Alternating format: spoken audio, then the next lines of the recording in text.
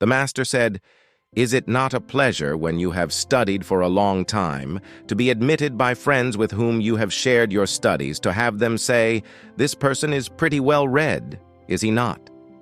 Is it not a joy, having scrupulously examined people, to have no occasion for criticism?" The master said, "The superior man is distressed by the limitations of his ability. He is not distressed by the fact that men do not recognize the ability that he has." The master said, "The superior man is correctly firm, and not firm merely." The master said, "I have talked with Hui for a whole day, and he has not made any objection to anything I said, as if he were stupid. He has retired, and I have examined his conduct when away from me, and found him able to illustrate my teachings. Hui, he is not stupid." The master said, "Is it not a pleasure, when all your family occupy public employment, to have no emoluments at home, to feel in no way ashamed before your neighbors, and to be able to meet your friends without any misgivings? Is it not a pleasure, when you have clothing to wear and food to eat, to be contented and unashamed without any murmur of complaint? Is it not a pleasure, when your conduct is without reproach, to feel at ease?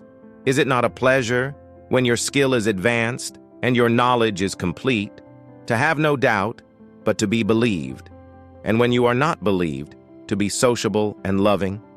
Is it not a pleasure, when you have friends who come to you in sincerity for advice, to be ready to give them the benefit of your counsel? Is it not a pleasure when men say that you are not knowing and you are not distressed?" The master said, "The superior man is easy to serve and difficult to please. If you try to please him in any way which is not accordant with right, he will not be pleased.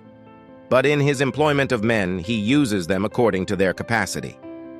The master said, "While a man's father is alive, look at the bent of his will. When his father is dead, look at his conduct. If for 3 years he does not alter from the way of his father, he may be called filial."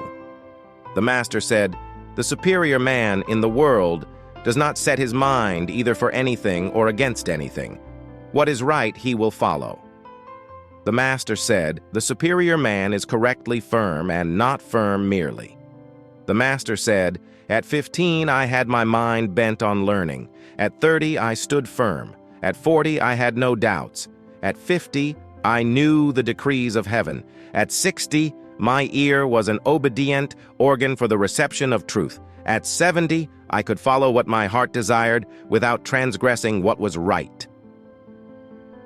The master said, "Is it not a pleasure, when you have studied for a long time, to be able to reconstruct the world in your own mind and then order it, to be able to make a successful family, to be able to govern a state, and to be able to serve one's king?"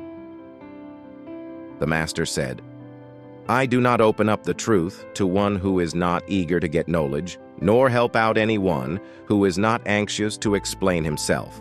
When I have presented one corner of a subject to anyone, and he cannot from it learn the other 3, I do not repeat my lesson." The master said, "The superior man is modest in his speech, but exceeds in his actions." The master said, "It is by the odes that the mind is aroused. It is by the rules of propriety that the character is established. It is from music that the finish is received." The master said, "He who does not anticipate attempts to deceive him, nor think beforehand of his not being believed, and yet apprehends these things readily when they occur, is wise." The master said, "Do not be desirous to have things done quickly. Do not look at small advantages. Desire to have things done quickly prevents their being done thoroughly. Looking at small advantages prevents great affairs from being accomplished." The master said, "The superior man is satisfied and composed. The mean man is always full of distress."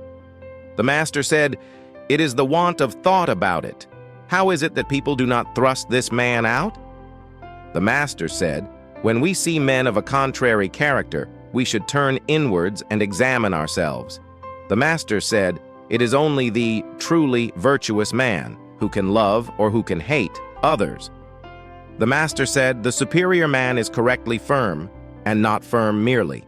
The master said, The superior man is correctly firm and not firm merely. The master said, "In hearing litigation, I am like any other body. What is necessary is to cause the people to have no litigation." The master said, "Virtue is not left to stand alone. He who practices it will have neighbors." The master said, "To see what is right and not do it is want of courage." The master said, "When we see men of a contrary character, we should turn inwards and examine ourselves." The master said, "The superior man is modest in his speech, but exceeds in his actions."